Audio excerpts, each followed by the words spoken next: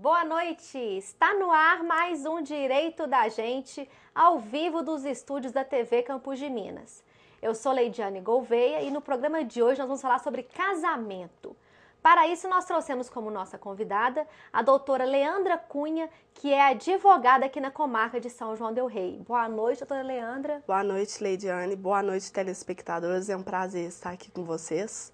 O prazer é nosso, né, de poder compartilhar dos seus conhecimentos. Ah, que isso. O prazer é todo meu. Bom, doutora Leandra, nada melhor do que começar a nossa entrevista, né, pedindo para a senhora esclarecer, definir, conceituar, né, o que é casamento? Bom, Leidiane, o casamento, né, é, no caso, o vínculo familiar constituído de forma solene pela vontade de duas pessoas e que deve ser confirmado pelo Estado. Bom, hoje a gente já tem o entendimento do CNJ, né, que é o Conselho Nacional de Justiça, que prevê que duas pessoas do mesmo sexo podem se casar, porque antes dessa decisão, né, a gente tinha que o casamento seria somente entre o homem e a mulher. Então é uma decisão aí bem avançada do CNJ, né? Esse é um grande avanço, né? Inclusive aqui na cidade, né, na região, me parece que já vai ter o primeiro casamento aí de união homoafetiva, né? Eles já entraram com os pedidos, vamos ver se será deferido, né? Esperamos que, né, acabamos de ter aprovado aí na Câmara o Conselho Municipal, né? Isso. De homoafetividade. Isso. Não é isso? Uhum. E agora tendo esse casamento, então é São João del Rei, né? Inovando, né? Isso é muito bacana. Principalmente para nós mineiros que temos essa questão de tradição, romper com isso eu acho muito bacana. E o nosso Tribunal de Justiça, né, de Minas Gerais, ele é um dos mais conservadores, isso, pois né? é. Com certeza. Doutora Leandra, e o que é regime de bens? Bom, Leidiane, regime de bens, né, é, no caso, aquela situação de princípios jurídicos que a pessoa que vai casar, né, vai verificar para colocar no casamento dela.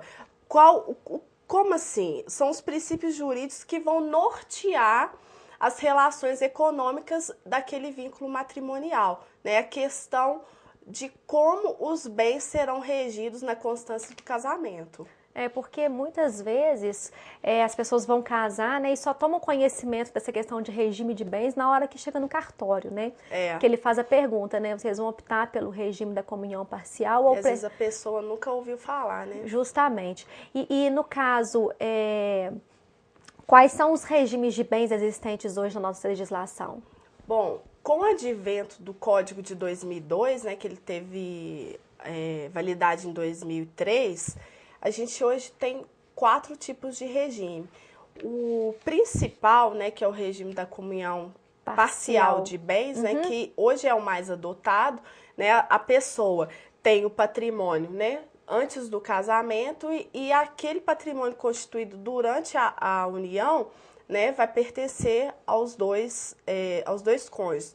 Temos também o regime da comunhão universal de bens, que era o regime adotado antigamente, no caso, os nossos pais, avós, geralmente era adotado o regime da comunhão universal. Então, tudo que você tinha antes de se casar e o que adquiria depois do casamento era comunicado, né? Com uma exceção, se, vamos supor, um pai resolvesse doar um bem para a filha, né? Aquela filha que se casou pelo regime da comunhão universal, ele quisesse colocar somente para a filha, ele colocava uma cláusula de incomunicabilidade, né? E aquele bem seria só da filha, em caso de falecimento, em caso de divórcio, aquele bem seria particular dela, mas os outros demais bens seriam do casal.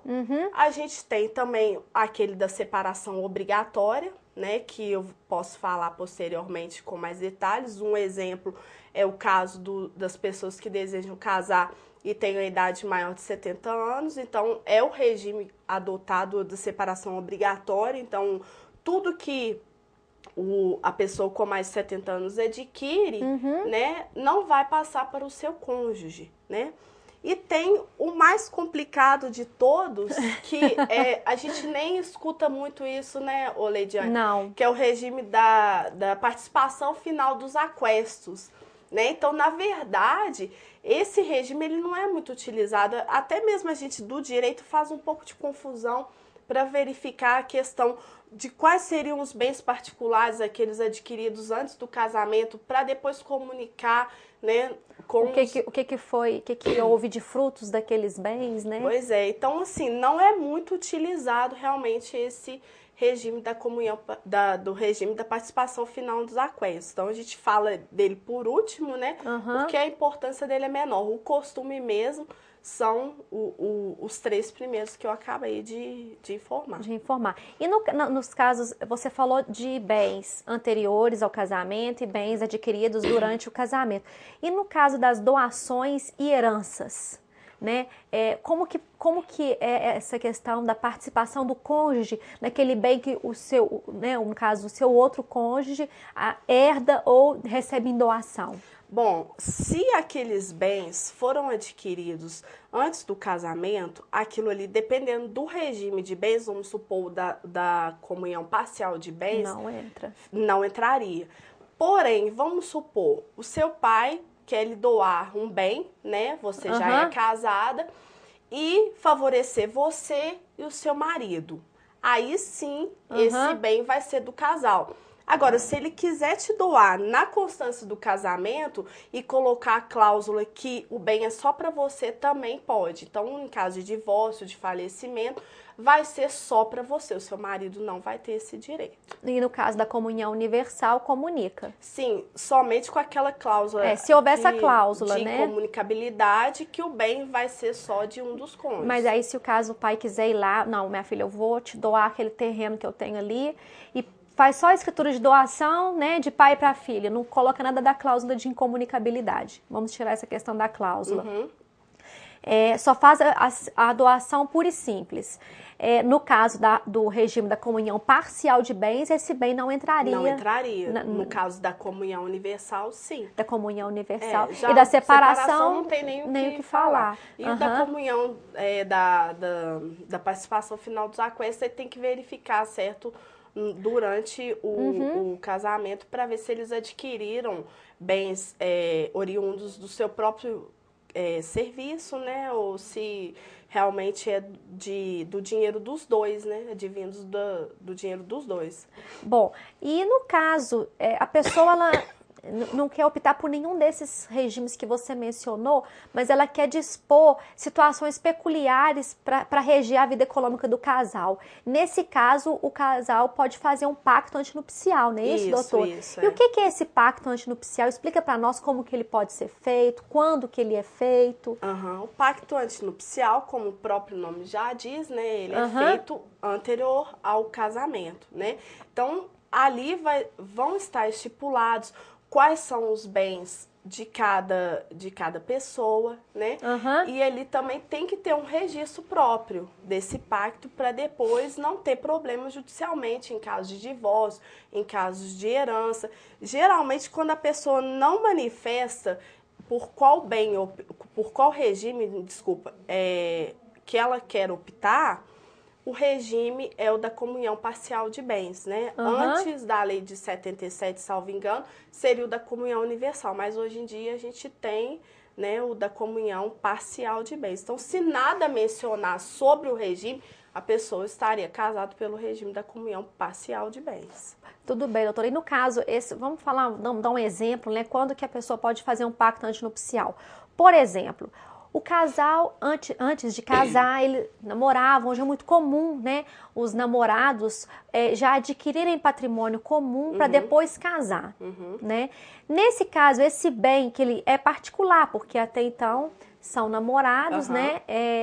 Eles, ao resolverem casar, ir ao cartório e quiserem que esse bem faça parte da união, basta eles mencionarem isso num pacto antinupcial, que nada mais é do que um contrato, né? Isso mesmo. É isso, aí, né? Formaliza essa situação, igual eu disse, para não ter problemas futuros e até mesmo a questão na hora do casamento, né? A pessoa vai ter que mencionar essa situação, que já tinham esses bens, já havia adquirido, e manifestar essa vontade de colocar aí no nome dos dois. Né? Muito. No caso, vamos citar aqui o regime que é o mais comum, né, hoje em dia, inclusive até o que é utilizado na questão da união estável, a questão do regime da comunhão parcial de bens para fins de herança. Eu até fazia um cursinho uma vez que o professor falava, quem herda, quem meia não herda, né? Então, aquele bem que faz parte da sociedade conjugal já é do cônjuge por força da meação. Mas e aquele cônjuge que tinha aquele bem anterior ao casamento? Nesse caso, o cônjuge, ele herda esse bem, né? Herda, ele vai herdar nessa parte que eu especifiquei como herança.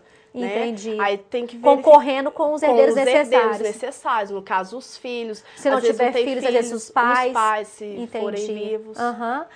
Doutora, nós estamos recebendo aqui perguntas dos telespectadores. A Elizabeth da Colônia quer saber o seguinte.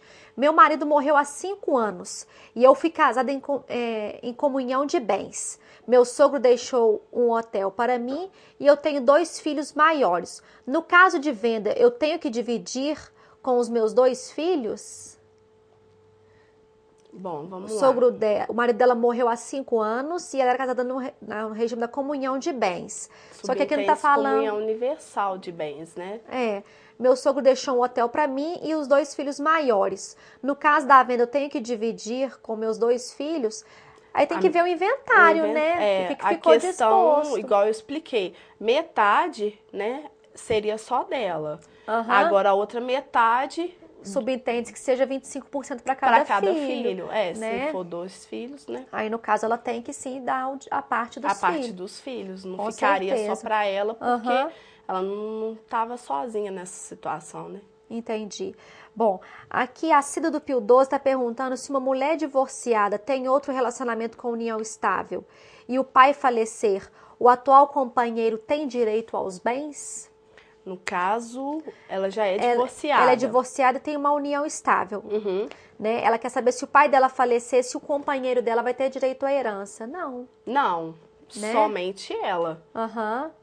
Somente ela, então. Isso, né, Cida? Então, no caso, porque a união estável, o regime adotado é o da comunhão parcial de bens. Parcial de bens. E na comunhão parcial de bens, os bens recebidos por herança ou doação, eles não fazem parte. Não fazem parte, isso mesmo. Isso. Bom, e a Trindade do Matuzinho está perguntando aqui, que o marido, falando o seguinte, meu marido morreu, eu gostaria de saber se tem que fazer inventário de uma casa que o mesmo deixou.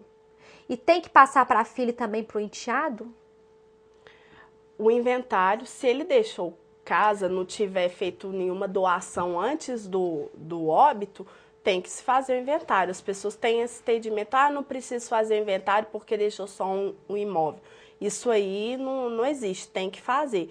Agora, ela falou dos filhos e... Ela tem um filho e um enteado. Provavelmente, se esse enteado for filho dele, né? Aí os 2 têm direito à casa. Tem direito, sim. Metade dela e a outra metade dos 2. Se a casa foi constituída durante a união deles, Senão, ela vai entrar como herdeira. Ela vai concorrer com os outros herdeiros. Filhos, né? E a gente não pode fazer te cortando, me desculpa, não pode fazer diferenciação entre filhos, né, Leidiane? Não. De casamento anterior, do atual, tudo vai ou ser adotados, filho. Tudo a mesma. A Constituição vedou né, esse tipo de discriminação. Doutora, gostaria de fazer uma pergunta aqui muito comum nos nossos escritórios, que é a questão da infidelidade conjugal.